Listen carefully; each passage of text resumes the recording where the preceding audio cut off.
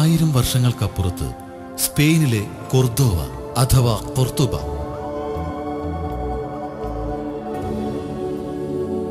അറിവിന്റെയും സംസ്കാരത്തിന്റെയും കാര്യങ്ങളിൽ ബാഗ്ദാദിനെ വെല്ലുവിളിച്ചു.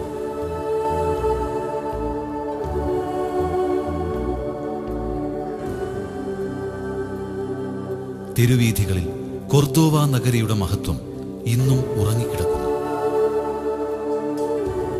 യൂറോപ്പ് ഇരുണ്ട യുഗത്തിൽ കഴിഞ്ഞിരുന്ന കാലത്ത് കൊർദോവയായിരുന്നു ഭൂഖണ്ഡത്തിലെ സമൃദ്ധവും നവീനാശയങ്ങളുമുള്ള ഏക പ്രദേശം. അവിടെ തെരുവ് വിളക്കുകൾ ജ്വലിച്ചിരുന്നു. വിശാലമായ തെരുവീഥികളുണ്ടായിരുന്നു. ഗ്രന്ഥശേഖരങ്ങളുണ്ടായിരുന്നു. ആശുപത്രികളും കൊട്ടാരങ്ങളും പാഠശാലകളും ഉണ്ടായിരുന്നു. കൊർദോവ അറിവിന്റെ പ്രകാശത്തിന്റെ ഒരു അസാധാരണ പട്ടണം. 9-ാം നൂറ്റാണ്ടിലെ യൂറോപ്പിലെ ഏറ്റവും വലിയ പട്ടണങ്ങളിലൊന്ന്. നഗരത്തെക്കുറിച്ചുള്ള ആവേശകരമായ വിവരണങ്ങളിൽ തുറസായ തെരുവീഥികളെക്കുറിച്ച്, ജലധാരകളെക്കുറിച്ച്, പ്രകാശഗോപുരങ്ങളെക്കുറിച്ച് പരാമർശങ്ങൾ കാണാം. ഇതേ കാലത്ത് യൂറോപ്പിലെ ഏതൊരു പട്ടണവും രാത്രി ഇരുട്ടിലായിരുന്നു. മധ്യകാല കൊർദോവയുടെ മാഹാത്മ്യം കുടികൊള്ളുന്ന കെട്ടിടം. പട്ടണത്തിന് മധ്യത്തിൽ ഇന്നൊരു റോമൻ കത്തോലിക്ക ചർച്ചായി ഉപയോഗിക്കുന്ന കെട്ടിടം. അതിന്റെ ചരിത്രം കുറിക്കുന്നത് ഇസ്ലാമിക സ്പെയിനിലെ ഏറ്റവും വലിയ ഒരു മസ്ജിദിൽ നിന്നാണ്. കൊർദോവയിലെ മസ്ജിദ് ഇന്നൊരു ക്രിസ്തീയ ദേവാലയമാണ്. സ്പെയിനിലെ ഏറ്റവും വലിയ പട്ടണത്തിലെ ഉന്നതമായ വാസ്തുശില്പ സമുച്ചയമാണ് കൊർദോവ മസ്ജിദ്. മിനാരത്തിന്റെ മുകളിൽ നിന്നും താഴേക്ക് നോക്കുമ്പോൾ ലഭിക്കുന്ന ദൃശ്യം വശ്യസുന്ദരമാണ്.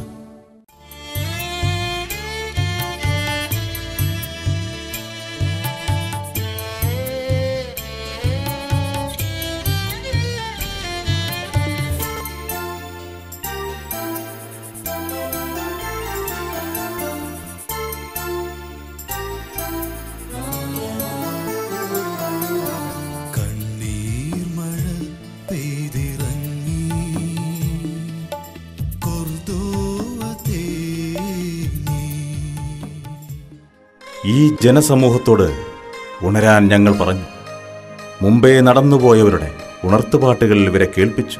ലോകം ഇരുണ്ടുകിടന്നൊരു ഭൂതകാലത്ത് സൂര്യശോഭയോട് ജ്വലിച്ചു നിന്ന ഇന്നലെകൾ ഞങ്ങൾ ഓർമ്മിപ്പിച്ചു. 2004 ഫെബ്രുവരി 13 വൈകിട്ട് MSFന്റെ അഭിമാനം തുടിക്കുന്ന ത്രിവർണ്ണ പതാക മലപ്പുറം ജില്ലയിലെ ചങ്ങരംകുളത്തെ കൊർദോവ നഗരിയിൽ ഒരു സംസ്കാരത്തിന്റെ പുനർജനി പ്രതീക്ഷിച്ചെത്തിയ മന്ദമാരുതനിൽ പാറിക്കളിച്ചു.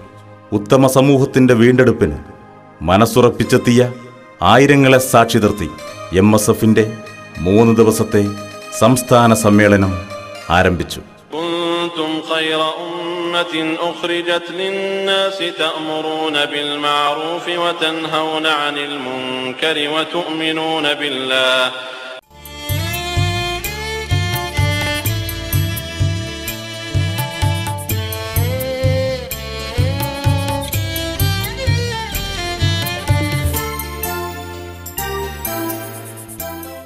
നിർണയിക്കപ്പെട്ട വിദ്യാർത്ഥികളുടെ സാന്നിധ്യം കൊണ്ട് സജ്ജമായ ഒരു വിദ്യാർത്ഥി സംഘടന എന്ന് പറയാൻ എത്രമേലുണ്ട് എന്ന് ആരെയും വെല്ലുവിളിക്കാൻ കഴിയുന്ന ഒരു സംഘടനയാണ് MSF എന്നത് നമുക്കേറെ അഭിമാനകരമായ വസ്തുതയാണ്.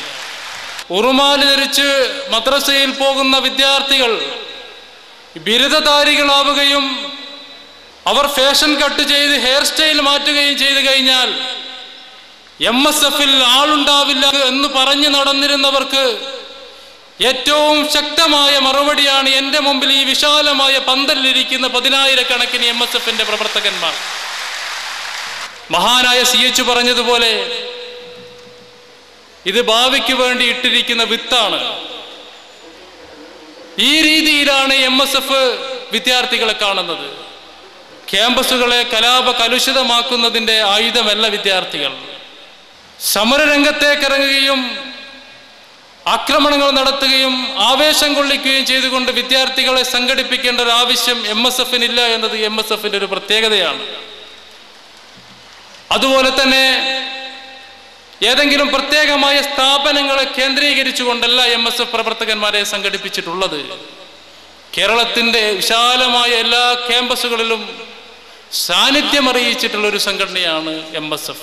നമ്മുടെ സമ്മേളനത്തിന് സാക്ഷികളാകാൻ എത്തിയിട്ടുള്ള എൻ്റെ മുമ്പിലിരിക്കുന്ന ബഹുമാന്യ വ്യക്തിത്വങ്ങൾ, MSF സമ്മേളനത്തിലെ 3 ദിവസങ്ങളായി നിറഞ്ഞു നിൽക്കുന്ന പ്രതിനിധികളെ എല്ലാവരെയും പ്രിയങ്കരായ നാട്ടുകാരെയും ഞാൻ ഈ സമ്മേളനത്തിലേക്ക് ഹൃദയപൂർവ്വം സ്വാഗതം ചെയ്തു. My brother and sisters in Islam, we are in the 21st century and we are facing a number of challenges. As Muslims, we have to be prepared to face these challenges as we have done in the days of Cordoba. These challenges come in many faces, be it capitalism, be it globalization, or be it war of terror and war against terror. The Quran told us, "O mankind, we have created you from a male and a female and have made you into nations and tribes for you to know one another. Truly, the noblest of you with God is the most devoted." The attack of 9/11 was an assault not just to one country, but it is emotionless indifference to the lives of innocent people from 80 countries around the world. It was an assault on the very bonds of humanity that unite us all. To respond to it effectively, we must be united. Terrorism does not originate from one country, and terrorism does not originate from one religion. Its practitioners are not based in one country, its victims are not found in one country, and therefore the response should not come from one country. കേരളീയ മുസ്ലിം വിദ്യാർത്ഥി ചരിത്രത്തിലെ ഒരു അവിസ്മരണീയ മുഹൂർത്തത്തിനാണ് നാം ഇപ്പോൾ സാക്ഷ്യം വഹിക്കുന്നത്. കാലത്തിൻ്റെ ഭീകരതകൾ മാത്രം പേറാൻ വിധിക്കപ്പെട്ട ഒരു ജനതയെ ചന്ദ്രക്കലയിലേക്ക് വിരൽ ചൂണ്ടി അഭിമാനകരമായ ആസ്തിക്യത്തിൻ്റെ നിറനില മുറ്റത്തേക്ക് വഴി നടത്തിയ ഇന്ത്യൻ യൂണിയൻ മുസ്ലിം ലീഗിൻ്റെ പുതിയ പിന്മുറക്കാർ തങ്ങളുടെ ഭാവി സമൂഹ ഭദ്രത കാത്തു സൂക്ഷിക്കുന്നതിനുള്ള പണിപ്പുര തീർത്തിരിക്കുകയാണ്. ഇവിടെ 21ാം നൂറ്റാണ്ടിലെ വിദ്യാർത്ഥിയെ പ്രചോദിപ്പിക്കുന്ന എന്തെല്ലാം സാമൂഹിക ഘടകങ്ങളാണ് ഇന്ന് അവൻ്റെ മുമ്പിലുള്ളത്. തൻ്റെ സാമൂഹിക പരാധീനതകളിൽ വേപത് കൊള്ളാതെ മത്സര പരീക്ഷകളെ മാത്രം ലക്ഷ്യമാക്കി പായുന്നതിനെ വിദ്യാർത്ഥിത്വം എന്ന് വിളിക്കാൻ സാധിക്കുമോ? ഒരു കാലത്ത് തീക്ഷ്ണമായ ചിന്തകളുടെ വിളനിലമായിരുന്ന, ഇന്ന് മനം മടുപ്പിക്കുന്ന നിഷ്ക്രിയത്വത്തിലേക്ക് വഴുതി വീണ നമ്മളുടെ ക്യാമ്പസിനെ സക്രിയമാക്കുന്നതിന് എന്തെല്ലാം മാർഗമാണ് അവർക്ക് മുമ്പിലുള്ളത്? സമുദ്രത്തിൻ്റെ അഗാധതയിൽ നീന്തി തുടിക്കുകയും ആകാശത്തിൻ്റെ നീലിമയിൽ പറന്നുല്ലസിക്കുകയും ചെയ്യുന്ന യൂറോപ്യരെ നമ്മുടെ സ്വീകരണ മുറിയിലിരുന്ന് കണ്ട് വിസ്മയം കൊള്ളുന്നവർ മാത്രമായി തീർന്നിരിക്കുന്നു നാം. പക്ഷെ ഈ പടിഞ്ഞാറ് അന്ധകാരത്തിലാണ്ട് കിടന്നിരുന്നപ്പോൾ അവർക്ക് മുമ്പിൽ വിജ്ഞാനത്തിൻ്റെയും കലയുടെയും സംസ്കാരത്തിൻ്റെയും വെള്ളി വെളിച്ചം വിതറിയിരുന്ന ഒരു കാലമുണ്ടായിരുന്നു നിങ്ങൾക്ക് എന്നാണ് MSFൻ്റെ ഈ സമ്മേളനം വിളിച്ചു പറയുന്നത്.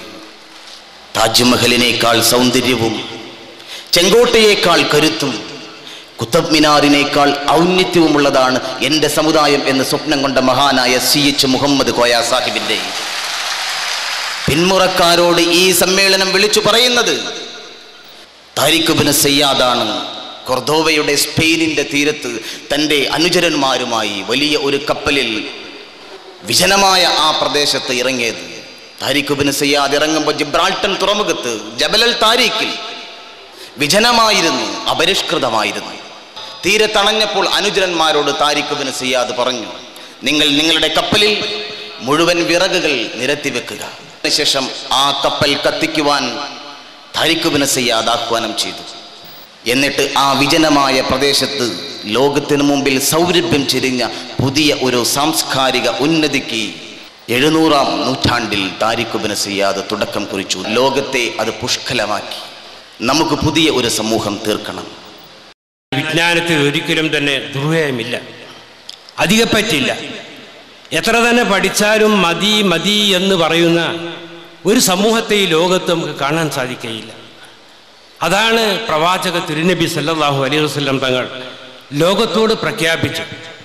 എന്നോട് നാഥൻ കൽപ്പിച്ചത് റബ്ബി സിദ്നി ഇൽമ, എനിക്ക് ഇൽമിനെ വിജ്ഞാനത്തെ നീ വർദ്ധിപ്പിച്ച് തരണമേ. ഇവിടെ പല രാഷ്ട്രീയ പാർട്ടികളും അവരുടെ വിദ്യാർത്ഥി സംഘടനകളും അവരുടെ യുവജന സംഘടനകളുമൊക്കെ നേരം വെളുത്ത് വൈകുന്നേരമാകുന്നത് വരെ വെറുതെ സമയം കളയുമ്പോൾ ഇന്ത്യൻ യൂണിയൻ മുസ്ലിം ലീഗിന്റെ കുട്ടികൾ ഈ പാടത്ത് ഇങ്ങനെ ഫലവത്തായ രീതിയിൽ സമയം കളയുന്നു എന്ന് കാണുമ്പോൾ എനിക്ക് സന്തോഷമുണ്ട്. ഫ്യൂഡൽ വ്യവസ്ഥിതിയും അതുപോലെ തന്നെ ചൂഷണങ്ങളും ഒക്കെ നിലനിന്നിരുന്ന കാലത്ത് മനുഷ്യന് ഒരു തരത്തിലുള്ള ശാസ്ത്രത്തിന്റെയും സാങ്കേതികത്തിന്റെയും പിന്തുണ ഇല്ലാത്ത കാലത്ത്, വായിക്കാനും അറിയാനും കഴിയാതിരുന്ന കാലത്ത് ഒരു പക്ഷേ എല്ലാ ചൂഷണങ്ങൾക്കുമെതിരെ അന്തരീക്ഷത്തിൽ മുഷ്ടി ചുരുട്ടി ഇറങ്ങുക എന്നുള്ളത് പവിത്രമായിരുന്നു. പക്ഷേ ഇപ്പോൾ ആദ്യം മുഷ്ടി ചുരുട്ടുക, കാരണം പിന്നെ നോക്കാം എന്ന് പറയുന്ന ആ സാഗരത്തിലുള്ള സമരവുമായി നടക്കുന്ന, പൊതുമുതൽ കല്ലെറിഞ്ഞ് നശിപ്പിക്കുന്ന, വെറുതെ തൊട്ടതിനൊക്കെ ഹർത്താൽ നടത്തുന്ന, അതിനൊന്നും ഇന്ന് അശേഷം ജനപിന്തുണയില്ല. അത് മാത്രം ശീലിച്ച് നടക്കുന്ന പ്രസ്ഥാനങ്ങളൊക്കെ കാലത്തിന്റെ യവനികൾക്കുള്ളിലേക്ക്